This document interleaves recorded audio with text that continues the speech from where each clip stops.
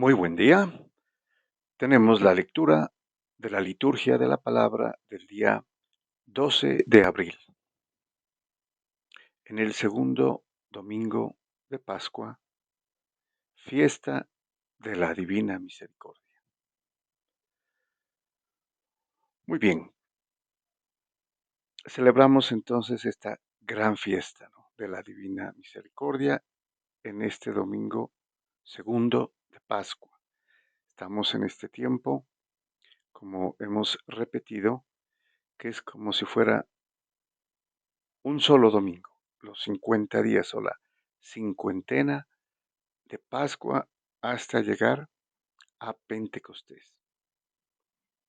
La iglesia enseña que es como si fuera un solo día de fiesta, de gozo, de alegría, porque es la nueva creación realizada en el Espíritu de Dios, el Espíritu Santo, por la pasión, muerte y resurrección de nuestro Señor Jesucristo. Es la vuelta a la gracia que se perdió en el Edén, ¿no?, con nuestros primeros padres.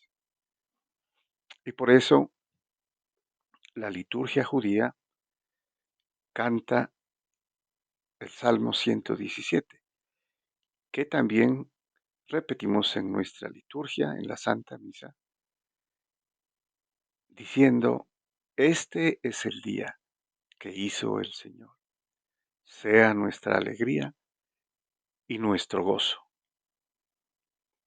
Y entonces no solamente estamos celebrando esta fiesta, ¿no?, que es la nueva creación, la vida espiritual, la vida en Cristo, sino también el nacimiento de la iglesia en Pentecostés, la iglesia que es a la que pertenecemos, ¿no?, a través del bautismo para el perdón de los pecados y la esperanza de la vida eterna en el cielo, que ya degustamos aquí en la tierra, ¿sí?, pero que se llegará a la plenitud en la vida eterna en el cielo.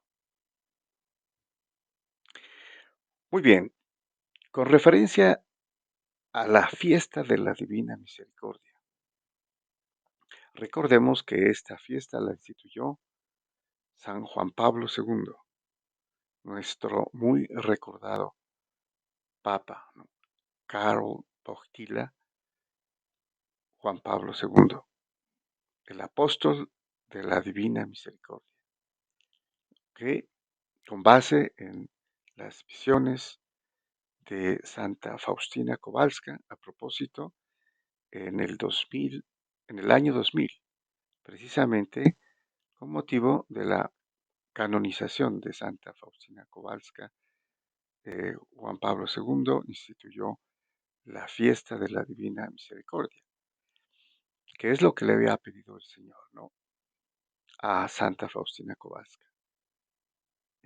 Recordemos también, ella vivió entre 1905 y 1938, la santa polaca. También escribió una gran encíclica, ¿no?, Juan Pablo II, San Juan Pablo II, el apóstol de la misericordia, y precisamente lleva el título de Rico en misericordia, Dives in misericordia, que es necesario leer, ¿no?, para recordar. Muy bien, entonces en esta gran fiesta, que también se ha realizado la novena desde el Viernes Santo, y la coronilla de la Divina Misericordia, ¿no? Sí, también recordemos que, según Santa Faustina Kowalska, es la última tabla de salvación que da el Señor, ¿no?, eh, de la Divina Misericordia. Es la Divina Misericordia, la infinita misericordia de Dios, ¿no? La que está a nuestro alcance. También sería importante conocer y leer eh, todas las visiones y los mensajes que hizo y dio el Señor a Santa Faustina Kowalska, ¿no? Varios años, más de 8 años. Y ella escribió cerca de 14 o 15 libros, si no estoy mal. Muy bien, vamos entonces a la primera lectura. Tenemos la lectura de los Hechos de los Apóstoles, capítulo 2, versículos del 42 al 47.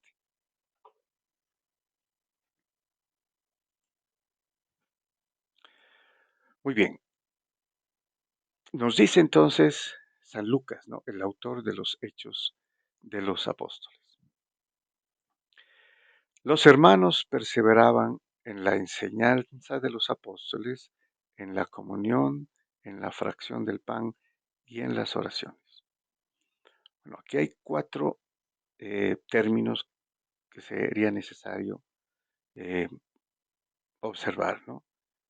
La enseñanza de los apóstoles, los hermanos, los primeros cristianos, ¿no? Esto es ya después de Pentecostés. Ya ha nacido la iglesia, empieza con los apóstoles y los primeros cristianos. ¿Qué hacían? Perseveraban en la enseñanza de los apóstoles, en la catequesis de los apóstoles, que daban los apóstoles, ¿no? A toda la iglesia católica, en los primeros cristianos. Y aquí está precisamente el magisterio de la iglesia, porque la función de enseñar, de transmitir, ¿no? De viva voz, el testimonio precisamente de aquellos que conocieron, vieron y, como dice, tocaron, palparon, comieron con el Señor. Esta es precisamente la catequesis que hacían con autoridad, porque habían sido enviados por el Señor. Aquí está pues el comienzo o los comienzos del magisterio de la iglesia en la enseñanza de los apóstoles, que los primeros cristianos perseveraban, ¿no? El otro término es en la comunión. La comunión es en realidad el estar juntos, unidos como grupo. Podemos entender que en esa época el grupo era todavía pequeño, ¿no? Muy completamente diferente a lo que es la iglesia en estos tiempos, ¿no? Un billón, más de 1.000 millones de creyentes, ¿no? Entonces era unida como lo había pedido el Señor. Tercer término, en la fracción del pan. La fracción del pan ya nos indica un aspecto de los inicios de la liturgia. Fracción del pan no solamente era el rito judío que hacía el padre o el papá y que bendecía y partía el pan. Este era el mandamiento que les dio el Señor en la noche de la cena del Señor, en la institución de la Eucaristía. Haced esto. Y lo que hizo fue eso. Precisamente tomó pan, lo bendijo, lo partió y se los dio. Eso mismo tenían que empezar a hacer. Y en esto fueron fieles, ¿no? Los apóstoles y obedecieron desde el comienzo la fracción del pan. Y en las oraciones, obviamente aquí podríamos decir que completa las oraciones, la liturgia que todavía era eh, proveniente de lo que ellos profesaban, ¿no? En el templo. Todavía el templo eh, estaba en pie, ¿no? Y solamente sería destruido en el año 70. Pero todavía ellos tenían sus oraciones y poco a poco iba encontrando su camino a través de la guía del Espíritu Santo en las oraciones ya propias de la liturgia de la Eucaristía. y las demás. Estamos hablando de los comienzos de la liturgia de la palabra y de la liturgia de la Eucaristía. Muy bien, continuamos. Todo el mundo estaba impresionado y los apóstoles hacían muchos prodigios y signos. Los creyentes vivían todos unidos. Aquí ya lo dijimos, ¿no? Esta es la comunión. Y tenían todo en común. Vendían posesiones y bienes y lo repartían entre todos, según la necesidad de cada uno. Con perseverancia acudían a diario al templo, con un mismo espíritu. Partían el pan en las casas y tomaban el alimento con alegría y sencillez de corazón. Alababan a Dios y eran bien vistos de todo el pueblo, y día tras día el Señor iba agregando a los que a los que se iban salvando. Bueno, vuelve a mencionar aquí, ¿no? Entonces, la parte comunitaria de la comunión, vivían unidos y creían en, en unión, lo mismo, la fe, que era transmitida a través del magisterio de la iglesia en la cual los creyentes perseveraban. También es importante manifestar que continuaban o seguían yendo al templo, ¿no? Allí empezaron, pero también ya era importante que además del templo, partían el pan en las casas. O sea, la celebración de la Eucaristía no era pública como ahora, porque tenían que hacerlo en forma privada, digámoslo a escondidas, con todos los que eran inicialmente cristianos, y tomaban el alimento con alegría y sencillez de corazón.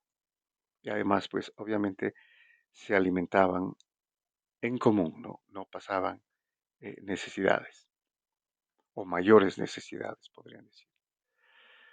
Muy bien, pasamos al Salmo responsorial. Tenemos el Salmo 117, que ya dijimos es el común denominador de los himnos, ¿no?, de esta época, y que proviene del, del rito litúrgico judío.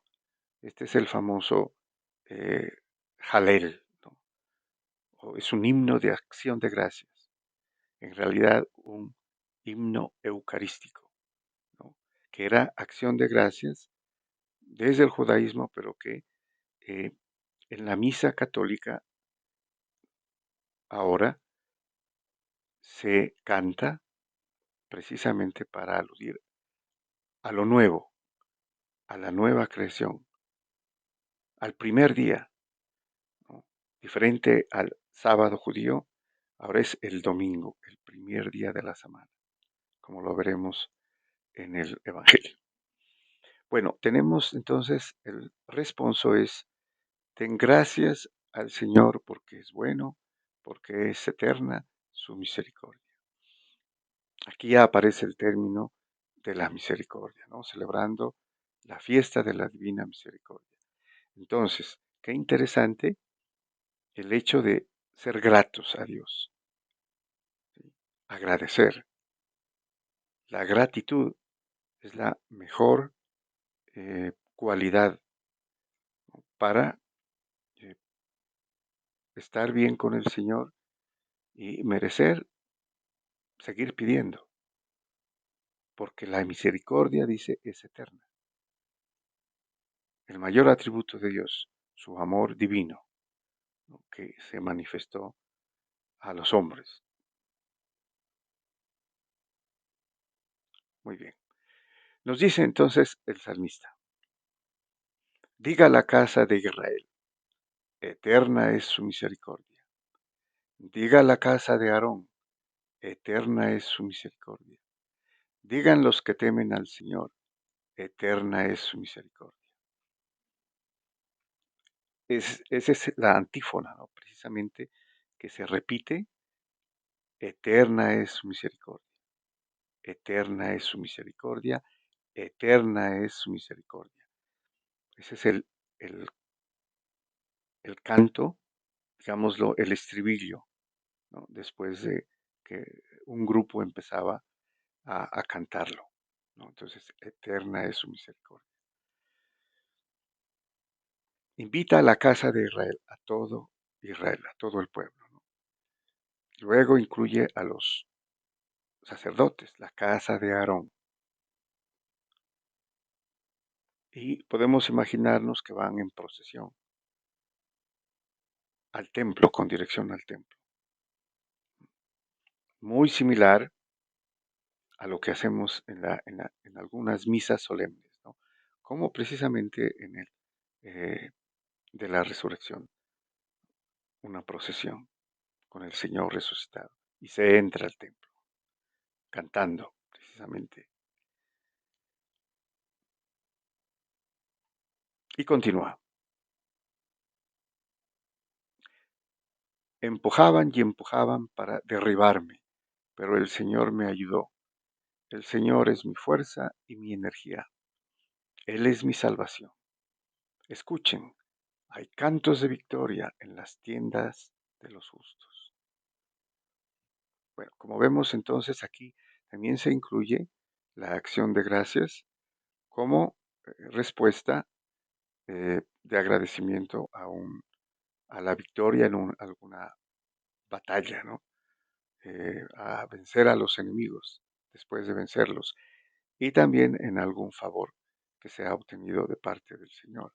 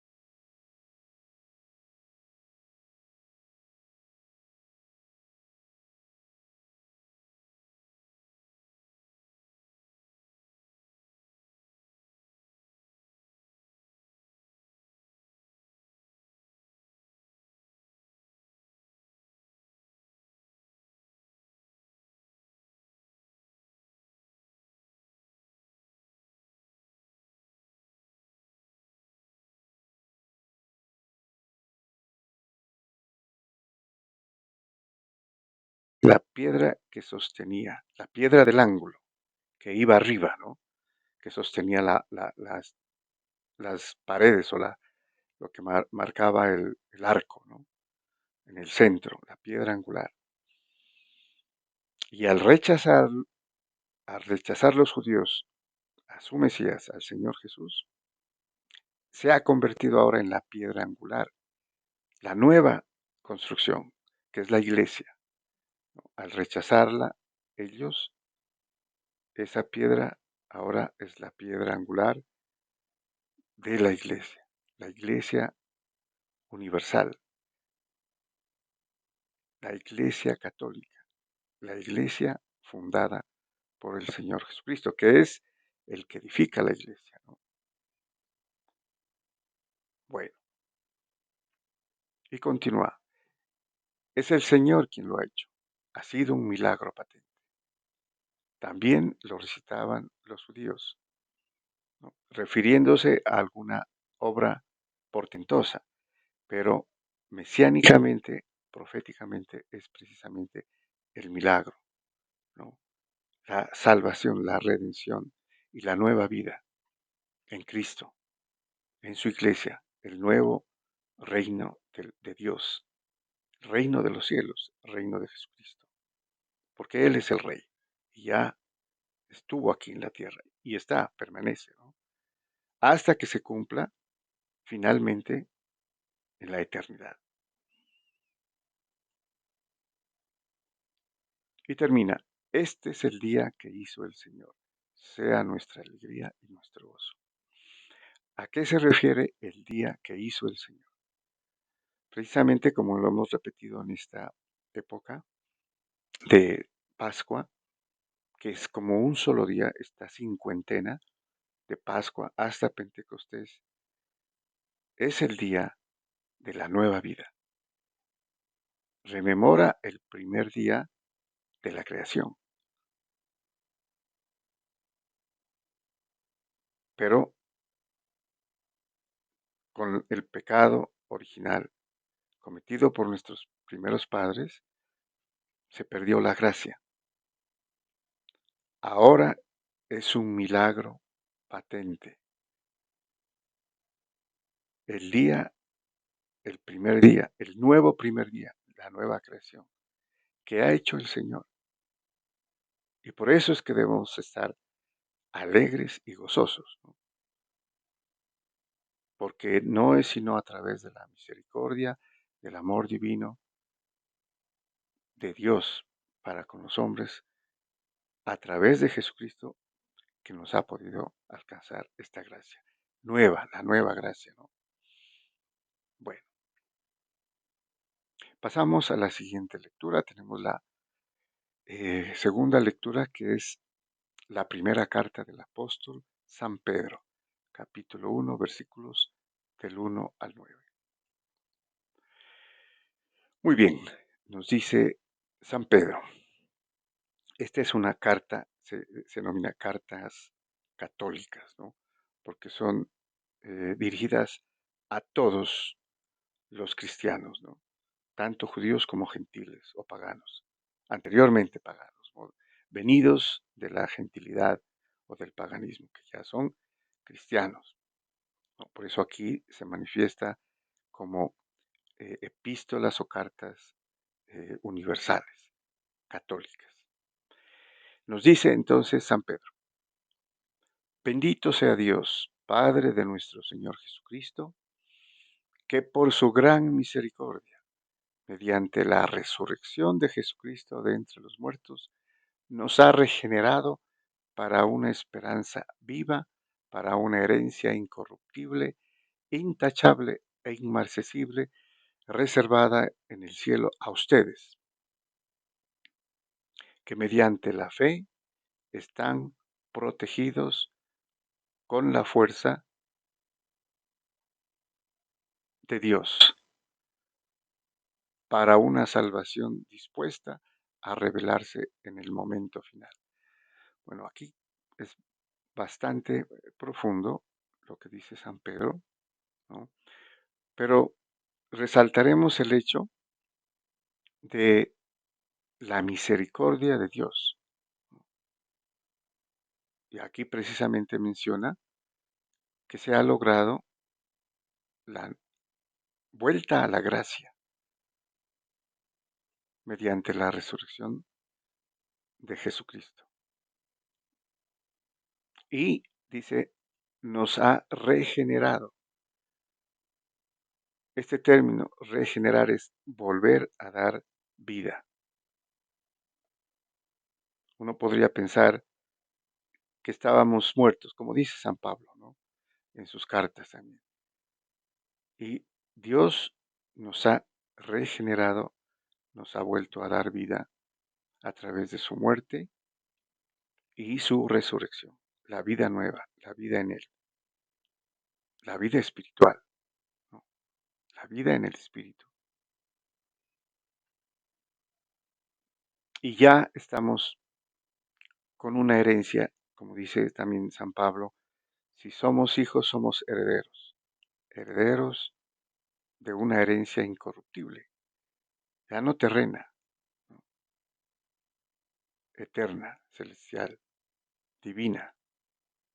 Por eso utiliza aquí estos tres términos. Incorruptible, no como el dinero o como las propiedades. Intachable, o sea, que no se mancha. E inmarcesible, que no tiene medida. Y todo esto para nosotros, dice San Pedro, ¿no? Para nuestra salvación. Y aquí ya escatológicamente menciona que está por revelarse en el momento final. Esto lo escribió hace casi 2000 años, pero todos pensaban que el momento final era inminente, ¿no? Así también lo creía San Pablo. Pero por la misericordia de Dios, todavía estamos, ¿no? Y todavía es tiempo. Y se revelará en el momento final, dice San Pedro. Y continúa. Por ello se alegran, aunque ahora sea preciso padecer un poco en pruebas diversas, así la autenticidad de la fe, más preciosa que el oro, que aunque es perecedero, se aquilata a fuego, merecerá premio, gloria y honor en la revelación de Jesucristo. Sin haberlo visto, lo aman, y sin contemplarlo todavía, creen en él y se alegran con un gozo inefable y radiante, alcanzando así la meta de su fe, la salvación de sus almas. Bueno, importante que tenemos esa esperanza, ¿no? De que al estar ya incorporados en Cristo, en su iglesia, ¿no? Siendo parte de su cuerpo místico, como miembros, ¿no? Del cual Él es la cabeza, así también no podemos evitar, dice, las pruebas, los sufrimientos, los problemas, los obstáculos, ¿no? Por el Señor, por la fe, mantener el testimonio de la fe. Porque esa fe es más preciosa, dice, que el oro también se lo eh, purifica en el crisol, se lo prueba en el crisol, ¿no? Para quitarle toda impureza, con el fuego, a través del fuego. Y así se aquilata, dice, así como el oro. Pero más precioso, la fe. ¿Y cuál es ese crisol? Aquí dice, las pruebas, los padecimientos, los sufrimientos que se hacen, pero por la razón correcta, que es el Señor Jesucristo, sin separarnos de Él, sin confiar en el mundo, o sea, amarrarnos al mundo, ¿no? Al poder, a la riqueza, a los placeres, sino dando testimonio de la salvación lograda por la misericordia de Dios a través de Jesucristo. Y por eso Él exalta, ¿no? Y nos hace llegar ese mensaje a nosotros, como lo veremos en el Evangelio. Sin haberlo visto, lo aman, no como los apóstoles que lo vieron, estuvieron con Él, vivieron con Él, y sin contemplarlo todavía, creen en Él. Y así se alegran con un gozo inefable,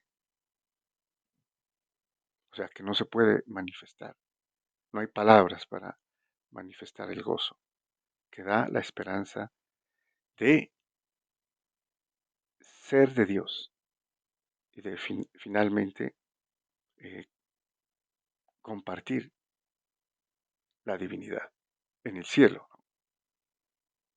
Alcanzando la fe, la meta de la fe, que es la salvación de las almas. Muy bien, y pasamos al Evangelio. Tenemos la lectura del Santo Evangelio según San Juan, capítulo 20, versículos del 19 al 31.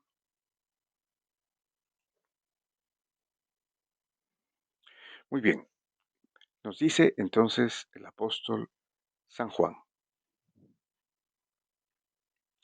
al anochecer de aquel día, el primero de la semana, estaban los discípulos en una casa con las puertas cerradas por miedo a los judíos. Bueno, esto es antes de, de Pentecostés, obviamente, ¿no? Entonces estaban con todo el miedo, porque pensaban que les iba a pasar lo mismo que al Señor, pero de todas maneras estaban reunidos, juntos, el primer día de la semana, ¿no? O sea, el día de la resurrección. Es importante que recordar, ¿no?, que la resurrección del Señor Jesús tuvo lugar el primer día de la semana, ¿no?, siguiente al sábado judío. Por eso es importante y por eso el cambio, ¿no?, en el Evangelio. Es el nuevo día, la nueva creación, repetimos, ¿no?, en, la, en este tiempo pascual. Y por eso ya es el domingo, el día del Evangelio, el día del Señor, ¿no?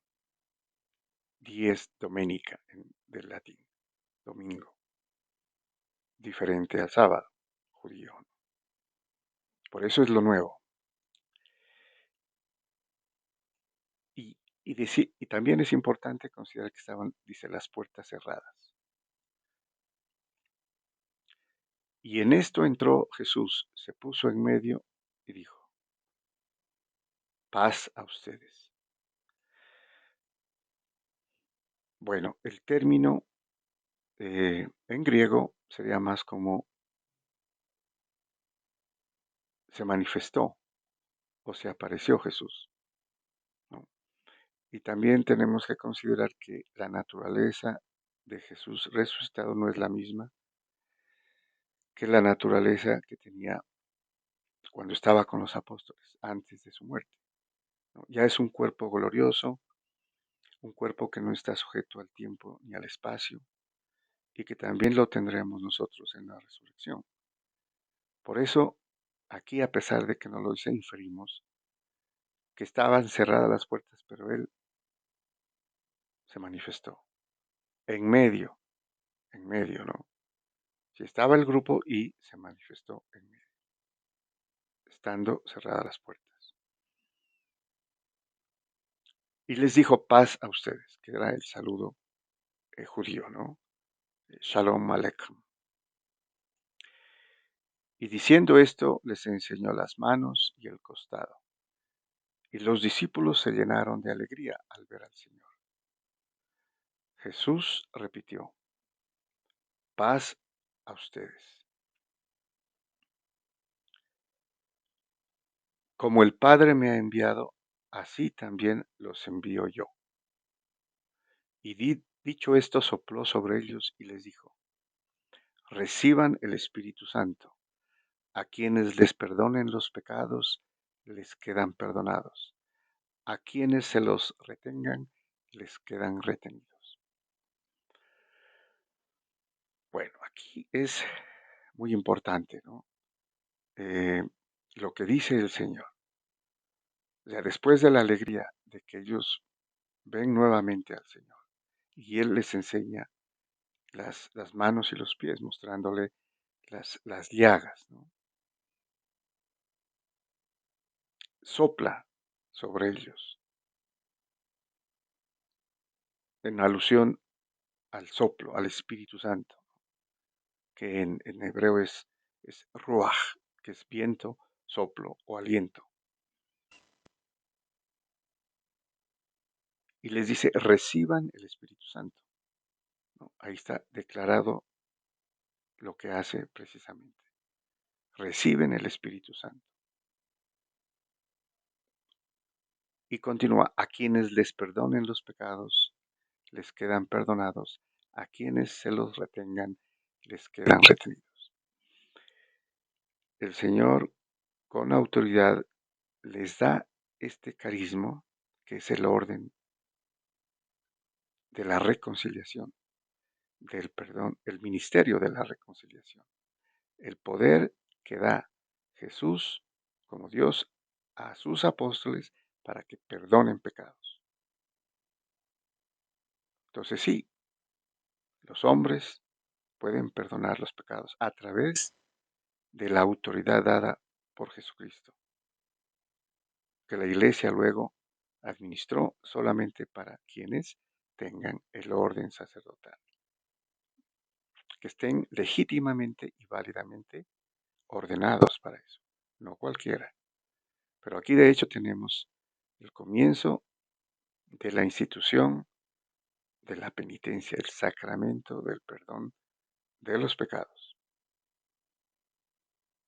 También sería importante, dice, referirnos cuando dice a quienes se los retengan, les quedan retenidos. Es decir, a quienes no confiesen, pues no se les perdona por no confesarlos, ¿no? Los, los tienen retenidos. Por eso lo importante de confesar oralmente los pecados ante un sacerdote por la autoridad dada por el mismo Jesucristo, ¿no? Nuestro Señor. Dios mismo les dio esa autoridad.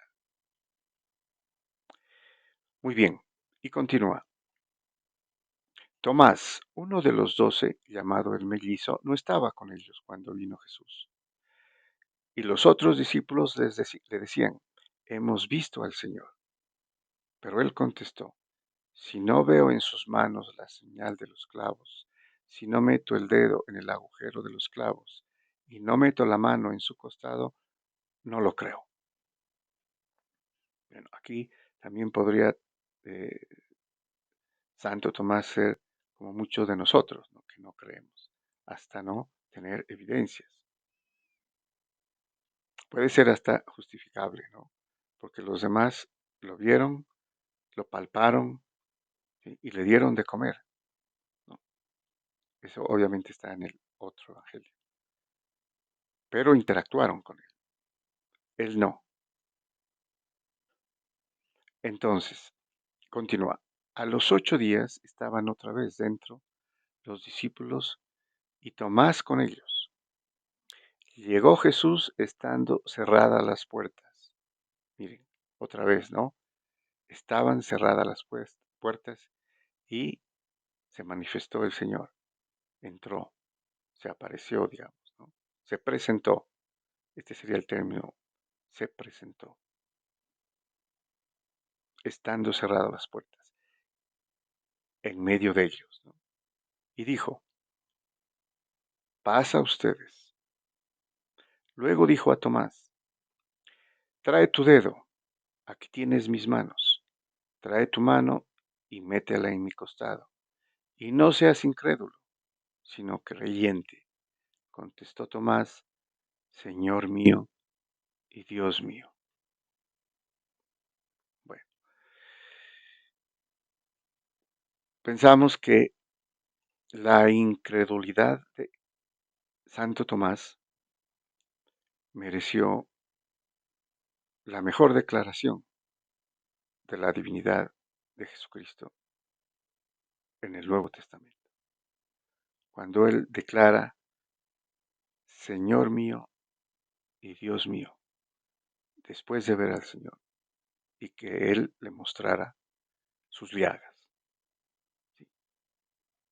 En otras palabras, tú eres mi Señor, la autoridad. Tú eres mi Dios, la divinidad, el señorío y la divinidad de Jesucristo. Jesús le dijo, porque me has visto, has creído. Bienaventurados los que crean sin haber visto. Bueno, allí estamos nosotros, ¿no? O sea, de alguna manera, Santo Tomás nos alude aquí, ¿no? Y el Señor nos interpela, porque somos nosotros precisamente los que sin ver hemos creído. Y deberíamos sentirnos dichosos, bienaventurados los que crean sin haber visto. Esos somos nosotros, los cristianos, que creemos sin haber visto.